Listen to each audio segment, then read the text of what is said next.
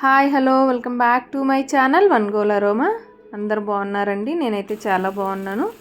ఇవాళ నేను చూపించే కర్రీ ఇంట్లో ఏమీ కూరగాయలు లేనప్పుడు ఏం చేసుకోవాలా అని మనం ఒక ఆలోచనలో పడినప్పుడు ఈ కూర అయితే చిటికెలో అయిపోతుందండి. ఈజీగా ఎగ్స్ ఉంటే సరిపోతుందండి. మనం సింపుల్గా చేసేసుకోవచ్చు. ఇంటిల్లిపాది ఇష్టంగా తింటారండి. ఖచ్చితంగా మీరైతే ట్రై చేయండి. ఎవరైనా కొత్తగా మన ఛానల్ని చూస్తుంటే లైక్ చేయండి, షేర్ చేయండి, సబ్స్క్రైబ్ చేయండి, బెల్ బటన్ నొక్కి మరిన్ని నోటిఫికేషన్స్ అయితే పొందండి.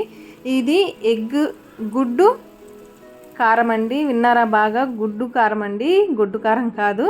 ఇక్కడ నేను ముందుగానే గుడ్లన్నీ ఉడకబెట్టేసుకొని పైన పీల్ ఆఫ్ అయితే చేస్తున్నానండి.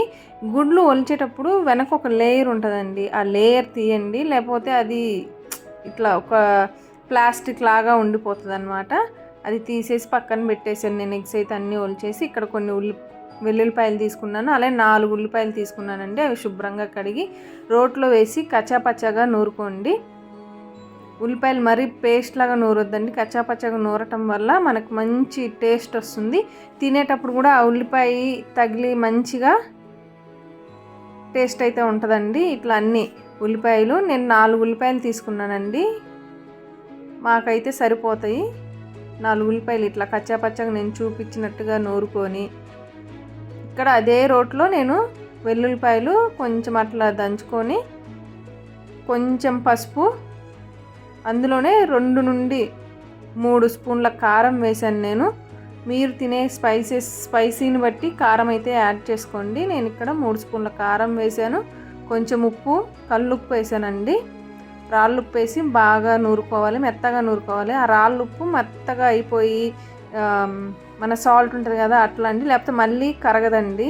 మనం ఉల్లిపాయలు వేసినప్పుడు ఈ కారం అనేది కరగకుండా కొంచెం మనకు రాళ్ళగా తగులుతూ ఉంటుంది.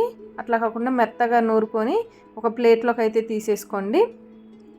అలానే ఒక కడాయి పెట్టుకొని ఆ కడాయిలో మనకు సరిపడా నూనె అయితే వేసుకుందామండి. 4 నుండి 5 స్పూన్ల నూనె వేసుకొని కొంచెం నూనె హీట్ అయ్యాక మనము పోపు దినుసులు అయితే వేసుకుందాము. జీలకర్ర, పచ్చిశనగపప్పు, మినప్పప్పు, ఆవాలు అండి. ఇవన్నీ వేసి కొంచెం ఫ్రై అయ్యాక పచ్చిమిర్చి, కరివేపాకు వేసి పచ్చిమిర్చి కొంచెం ఫ్రై అయ్యి మనకు ఒక లేయర్ ఫ్రై అయినట్టు తెలుస్తుంది కదా, అప్పుడు మనం కచ్చాపచ్చాగా నూరు పెట్టుకున్న ఉల్లిపాయలు అయితే వేసేసి కొంచెం సాల్ట్ వేసి ఫ్రై చేద్దామండి. మనం ముందుగానే కారంలో ఆల్రెడీ మనము సాల్ట్ వేసాం కాబట్టి ఇక్కడ కొంచెం వేసుకోవాలండి.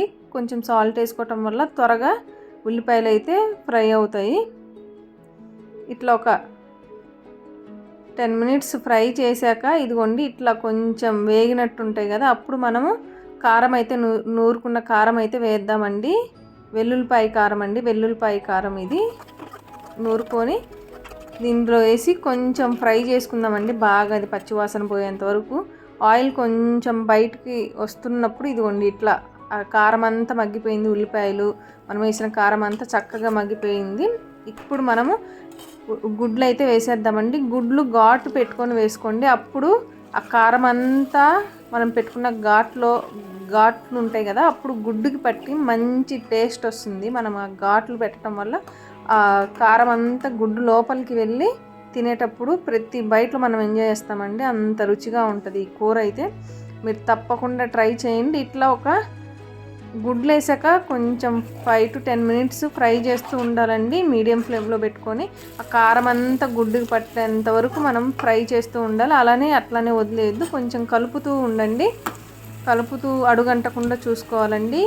ఒట్టి అన్నంలో ఈ గుడ్డు వేసుకొని తింటుంటే కనీసం మనిషి ఒక 4 గుడ్లన్నా తినేస్తారండి. అంత టేస్టీగా ఉంది కర్రీ మాత్రం. మీరు తప్పకుండా ట్రై చేయండి. మీకు ఎలా ఉందో నాకైతే కమెంట్లో చెప్పండి. మన ఇన్స్టాగ్రామ్ కూడా ఉందండి, వన్ గోల్ అరోమా. ఫేస్బుక్లో కూడా వన్ గోల్ అరోమా ఉందండి. తప్పకుండా మీ పిక్ని అయితే నాకు ట్యాగ్ చేస్తూ ఇన్స్టాగ్రామ్లో పోస్ట్ చేయండి.